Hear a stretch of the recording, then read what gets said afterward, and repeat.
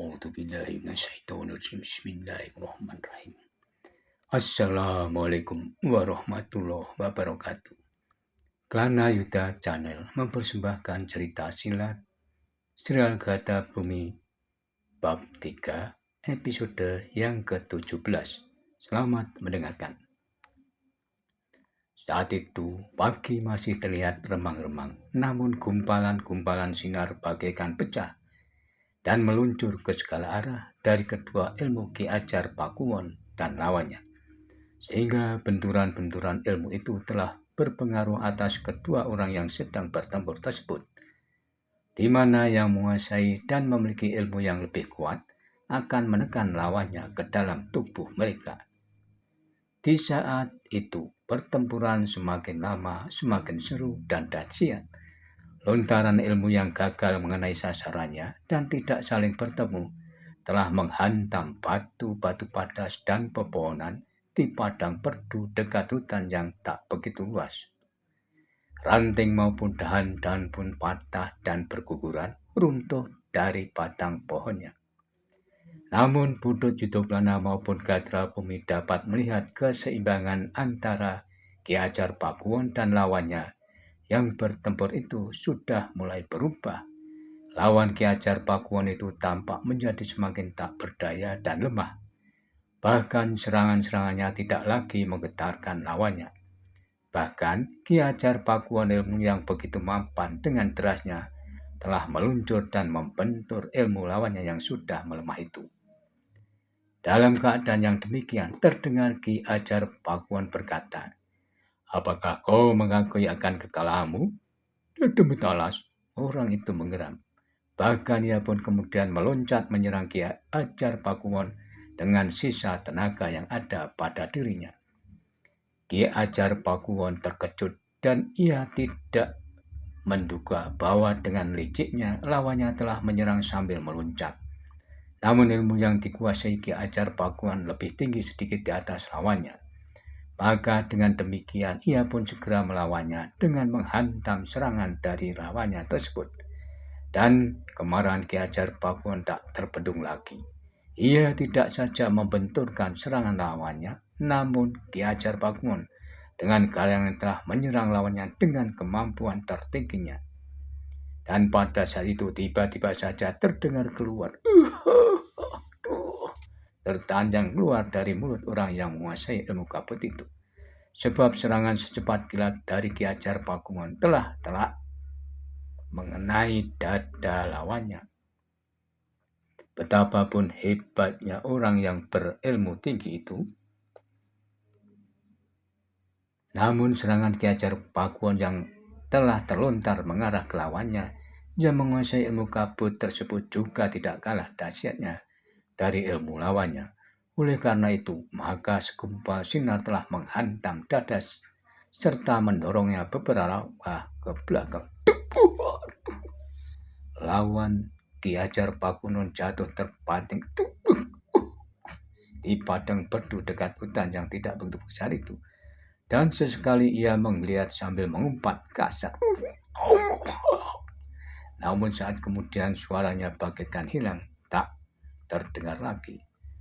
Kelima muridnya ketika melihat keadaan gurunya serta-merta telah berloncatan berlari dan mereka pun kebingungan melihat keadaan gurunya itu. Bahkan ada di antaranya mengguncang-guncang dan memanggil gurunya, "Guru, guru, guru, guru."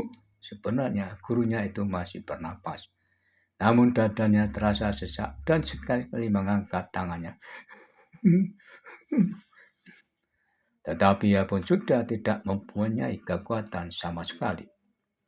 Sejenak kemudian Ki Ajar Pakuwon telah mendekati lawannya yang sudah terbaring lemah. Namun ia sendiri ternyata dadanya juga merasa sesak. Namun Ki Ajar Pakuwon itu masih cukup kuat dan tenaganya juga masih cukup besar untuk melakukan sesuatu jika dibutuhkan. Namun lawannya memang sudah tidak berdaya sama sekali. Kemudian Ki Ajar Pakuwon telah berdiri di sebelah tubuh lawannya yang sedang terbaring itu. Budut Yudoklana pun juga turut mendekati, namun ia pun masih cukup berhati-hati dalam mengambil jarak. Tiba-tiba terdengar suara dari murid yang sudah terperang itu. "Jangan tinggalkan kami, guru." Dan pada saat itu gurunya mencoba untuk berbicara. "Aku sudah tidak kuat lagi." Karena gurunya memang sudah sangat lemah keadaannya. Kemudian Ki Ajar Pakuan pun berkata pada orang-orang yang sedang mengerubungi gurunya itu, "Mundurlah, kalian biar aku yang mencobanya." Namun murid-murid dari orang yang menguasai ilmu kabut itu nampaknya masih curiga. Terlihat dari sorot matanya yang memendam rasa dendam. Namun Ki Ajar Pakuan meneruskan perkaranya. "Jangan cemas, kan aku tidak akan membunuh gurumu. Jika aku ingin membunuh gurumu, maka aku bukan saja dapat membunuhnya, namun kalian pun dengan mudah aku musnahkan." Murid-murid lawan Ki Ajar Pakuan itu termangu-mangu, namun akhirnya mereka pun telah bergeser menjauh beberapa langkah. Ki Ajar Pakuan pun telah mengambil butiran ramuan obat dari kantong ikat pinggangnya yang cukup besar. Kemudian ia pun memasukkan sebutir ke dalam mulut lawannya yang terluka parah itu. Dan Ki Ajar Pakuan sejenak menunggu.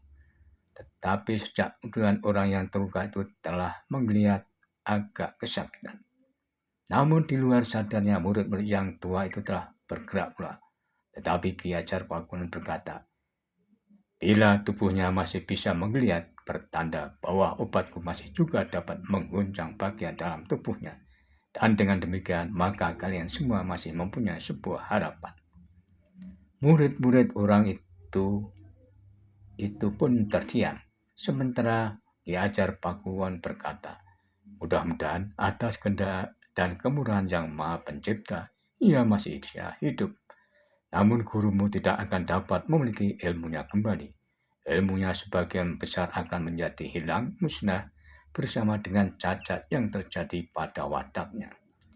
"Jadi maksud Kisana, guruku tidak berarti tidak berilmu lagi?" bertanya murid tertuanya. Ki Ajar Pakuan mengangguk kecil, pertanda membenarkan pertanyaan itu. Namun betapa terkejutnya murid-murid orang yang menguasai ilmu kabut itu mendengar keterangan dari Ki Ajar Pakuan. Apalagi murid tertuanya, ia sampai meloncat berkata lantang, "Apakah Kisana telah meracuni guruku?" Namun Ki Ajar Pakuan masih tetap tenang dan dengan nada rendah ia berkata, "Kau tahu apa yang sudah terjadi. Maka kalian jangan membuat persoalan baru lagi. Karena itu kalian harus menilainya dengan kenyataan." "Tetapi Kisana sudah membuat guruku tidak berdaya dan tak memiliki ilmunya yang tinggi itu lagi," berkata murid yang tertua. Namun jawaban Ki Ajar Pakuan telah menggetarkan jantung murid tertua itu. "Apakah aku harus memusnahkan gurumu sekalian atau ia kehilangan sebagian ilmu itu?" "Tetapi itu lebih buruk lagi," berkata murid tertuanya. "Jika guruku terbunuh di pertempuran, maka ia telah mati sebagai laki-laki. Namun bila mana ilmunya musnah, guruku akan menjadi bahan tertawaan nantinya. Dan aku akan menuntut apapun atas perbuatan licik kalian itu." Ki Ajar Pakuan berkata, "Sebaiknya kalian jangan bermimpi. Jika kalian tidak mau melihat gurumu, maka kalian pun akan mengalaminya. Dan kalian pun akan kehilangan segala kemampuan dan kekuatanmu." Murid tertua dari orang yang menguasai ilmu kabut itu termangu-mangu. Sementara Ki Ajar Pakuan kemudian berkata, "Kalian tahu bahwa yang melakukan bukan aku. Dan seandainya aku mau, maka aku akan dapat melakukan lebih buruk lagi bagi kalian semua." Setelah mendengar ucapan Ki Ajar Pakuan, murid utama dari orang yang terluka parah itu menjadi tegang karenanya. "Kisana, seharusnya kalian bersyukur bahwa guru kalian tidak kehilangan nyawa. Walaupun gurumu sudah cacat, namun ia masih dapat memberi petunjuk kepada kalian untuk meningkatkan ilmu kalian. Namun kalian harusnya bercermin pada apa yang telah menimpa guru kalian, bahwa semua usaha yang tidak sebenarnya tentu tidak akan mendapat ridho dari Yang Maha Pencipta. Akibatnya dapat kalian lihat sendiri." Kemudian murid tertua dari orang yang mempunyai ilmu kabut itu menarik napas dalam-dalam. Ia sadar bahwa di sekitarnya terdapat banyak orang yang ilmunya tinggi, dan anak terhitung masih muda itu pun tidak bisa ia kalahkannya, apalagi dengan kehadiran orang yang telah mengalahkan gurunya. Dengan demikian mereka pun harus melihat kenyataan yang sekarang ia hadapi. Mereka pun masih harus berpikir ulang untuk melawan sampai titik penghabisan. Ketika murid tertua dari orang yang terluka itu masih berangan-angan, tiba-tiba gurunya berdesis pelan. Sudahlah, kalian seharusnya mengikhlaskan aku. Dan murid-muridnya memang tidak dapat berbuat lain, betapapun sakit hati mereka. Namun kenyataan itu harus diterima oleh gurunya dan semua. Sesaat kemudian keadaan orang tua yang terluka berangsur-angsur sudah membaik. Ternyata obat ramuan sebesar biji kapuk randu atau kelendeng dari Ki Hajar Pakuwon itu sungguh baik untuk mengatasi luka bagian dalam tubuh dari orang yang menguasai ilmu kabut tersebut. Dan kemudian ternyata bahwa keadaan orang tua itu memang sudah membaik. Kemudian Ki Hajar Pakuwon pun berkata, keadaan kalian sudah berangsur baik. Oleh karena itu, maka biarlah aku meninggalkan kalian dan usullah diri kalian dan aku tinggalkan obat untuk kalian. Semoga ia segera cepat sembuh meskipun keadaan gurumu agak berbeda dari sebelumnya. Saat kemudian ia berpaling kepada Putut Yuduklana dan berkata, berhati-hatilah anak muda, dalam pengambaraan kalian kemungkinan banyak tantangan yang lebih berat dari kejadian yang barusan. Dan kemudian Ki Hajar Pakuwon telah meninggalkan tempat tersebut menuju arah matahari terbit, serta terdengar sebuah tembang yang menggambarkan betapa damainya dunia ini seandainya tidak ada iri dan dendam yang menyelimuti hati manusia. Kemudian suara tembang itu semakin lama semakin menjauh dan tidak terdengar lagi. Suara burung kutilang terdengar bernyanyi riang, dan pagi pun telah datang. Guru dan murid yang menguasai ilmu kabut pun telah meninggalkan padang perdu dekat hutan yang tidak terlalu besar itu. Sedang Roro Wayudun sudah sembuh dari luka dalamnya, sehingga mereka berempat segera bersiap pula untuk melanjutkan perjalanannya. Matahari telah menampakkan sinarnya, dan senyumannya yang indah terlihat sedang menyapa penghuni Mayapada. Gatra Bumi, Roro Wayudi, dan Putut Yuduklana serta Joko Satrio telah melanjutkan pengemaraannya. Dalam udara pagi yang masih segar, mereka berempat telah menyusuri padang perdu dan kemudian turun ke sebuah padegalan yang subur dengan ditanami ubi-ubian dan beberapa pohon buah-buahan. Setelah melewati padegalan, mereka pun menuruni sebuah jalan menuju sungai yang jernih airnya. Dan di sungai itu masih banyak batu-batu besar yang bisa untuk saling atau untuk aling-aling mencuci muka maupun mandi. Keempatnya pun kemudian bergantian membersihkan dirinya. Mereka merasakan badannya menjadi segar setelah mandi air yang dingin. Apalagi semalam suntuk keempatnya hampir tidak tidur. Namun bagi mereka bukanlah suatu halangan jika 1 maupun 2 hari mereka tidak tidur ataupun menempuh perjalanan yang cukup panjang. Saat kemudian ketika mereka selesai membersihkan diri dan mandi, mereka pun melanjutkan perjalanannya menelusuri bukit-bukit yang menghijau. Kemudian sampailah di jalan yang agak menurun yang menuju ke sebuah padukuhan yang cukup besar. Sementara itu, langit pun sudah menjadi terang dan beberapa orang telah nampak berjalan beriringan. Beberapa orang perempuan menggendong dagangannya, sementara beberapa orang laki-laki memikul keranjang kayu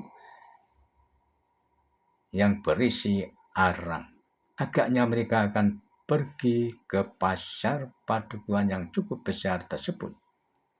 Keempat pemuda tersebut ikut berjalan beriringan dengan orang-orang yang akan pergi ke pasar.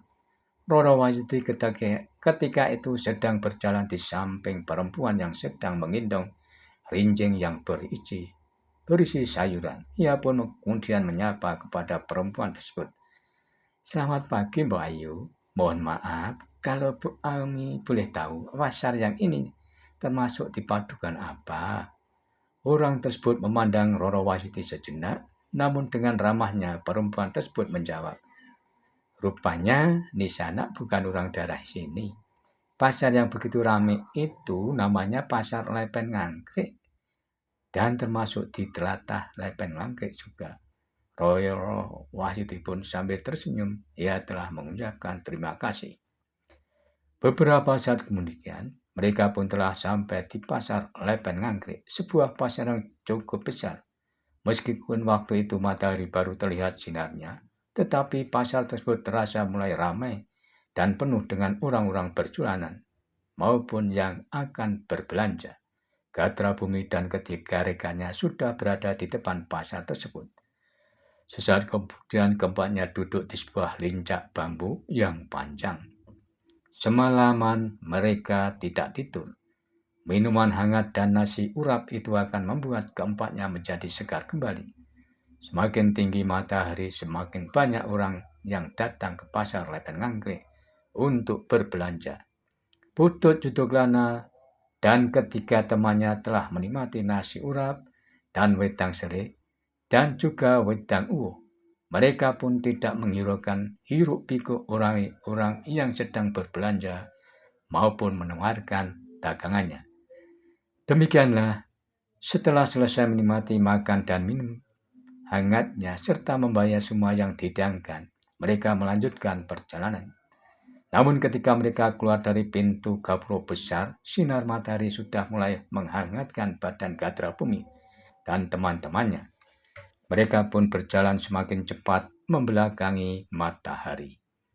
Ketika melewati beberapa padukuhan, senja pun sudah mulai turun. Keempatnya mulai mengikuti jalan yang tidak terlalu jauh dari hutan bendo.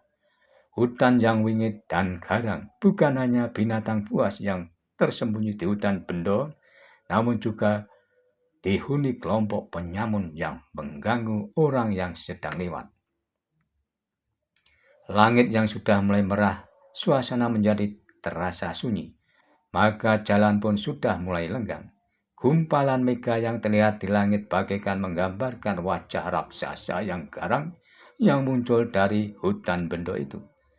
Namun, Gatra Bumi, Joko Satrio, Roro Wahyudi berserta Putut Judoklana berjalan terus meskipun kemudian gelap mulai turun. Namun mereka tetap meneruskan perjalanannya. Dalam pada itu, mereka melihat dalam kerman senja beberapa orang berjalan menghadap keempatnya. Ketika mereka menjadi semakin dekat, mereka semakin jelas melihat beberapa orang yang berbadan besar dan garang.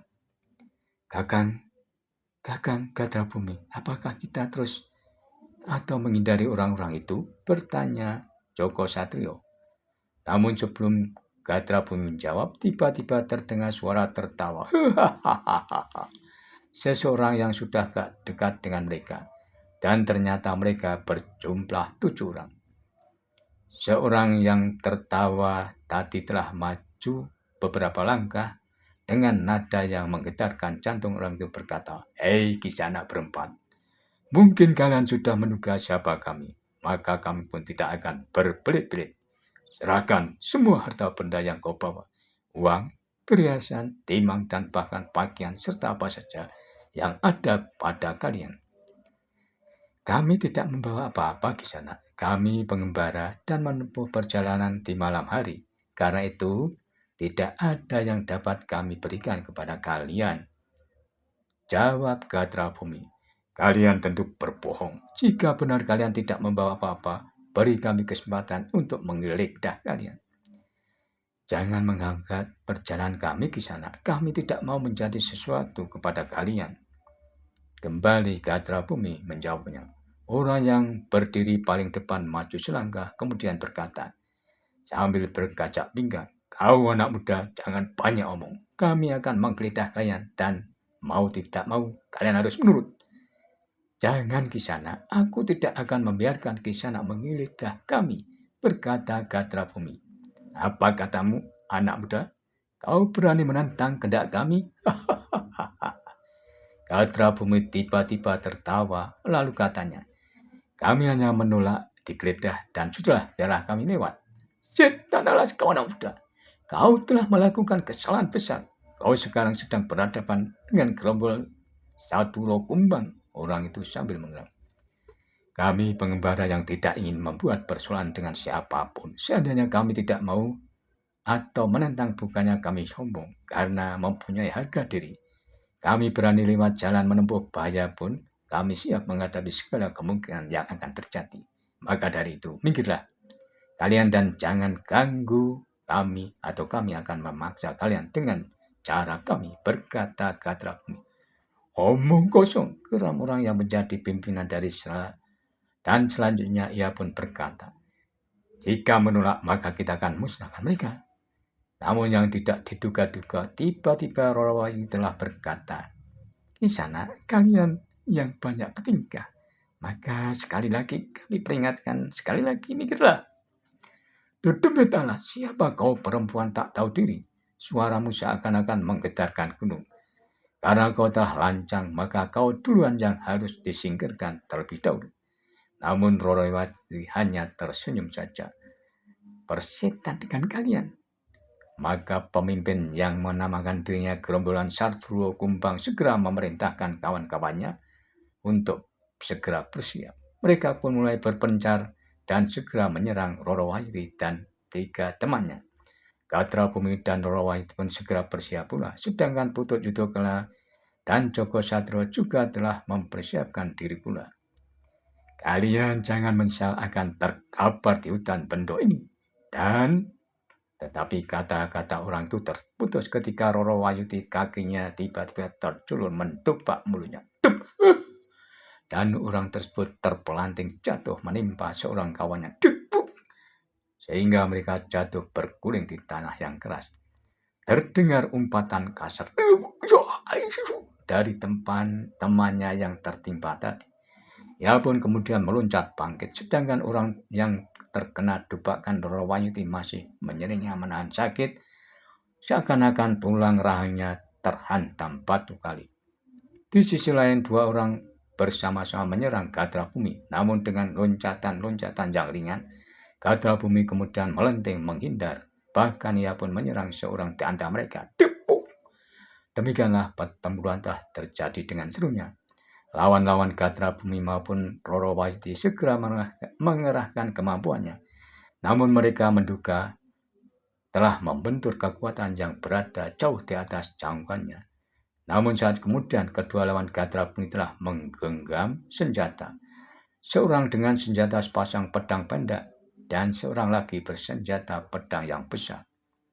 Orang yang bersenjata sepasang pendek telah meloncat menyerang Gatra Bumi, namun dengan tangkahnya Gatra Bumi bergeser. Tapi pedang pendek lawannya telah membunuhnya dan hampir saja lambung Gatra Bumi tersentuh ujung pedang pendek tersebut. Namun Gatra Bumi menggeser tubuhnya ke samping, maka ia pun terbebas dirinya dari sentuhan senjata lawannya. Dengan demikian Gatra Bumi telah meningkatkan ilmunya pula.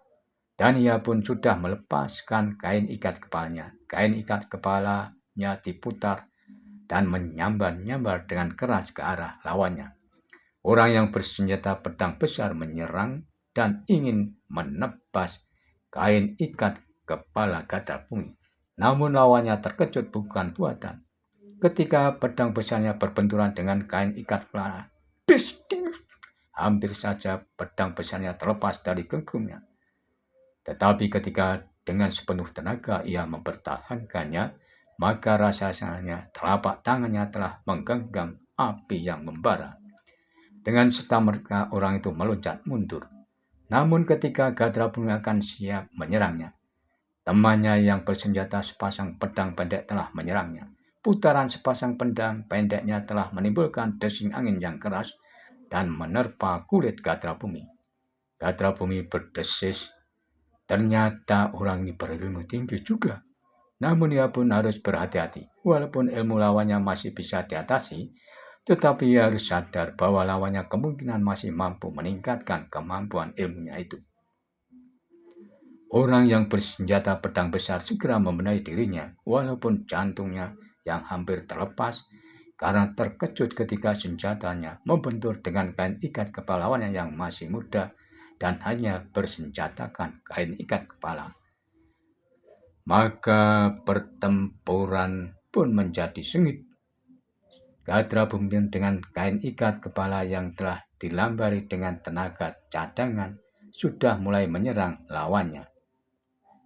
Namun ternyata lawan-lawannya bukan orang yang lemah. Ketika serangan Gatra Bumbin mengarah ke orang bersenjata pedang yang besar, namun senjata sepasang pedang orang itu mulai mengeluarkan suara mendesing, serta memancarkan udara yang panas. Sementara pertempuran di sisi yang lain terdengar suara ujung cambuk Wahyudi mulai meledak-ledak bagaikan guntur siang bolong. Demikianlah episode ke-17 Sila Gatra Bumi bab 3. Dan nantikanlah episode selanjutnya. Namun bila mana ada yang berkenan, subscribe, like, dan berkomentar, dipersilahkan. Terima kasih. Sampai jumpa.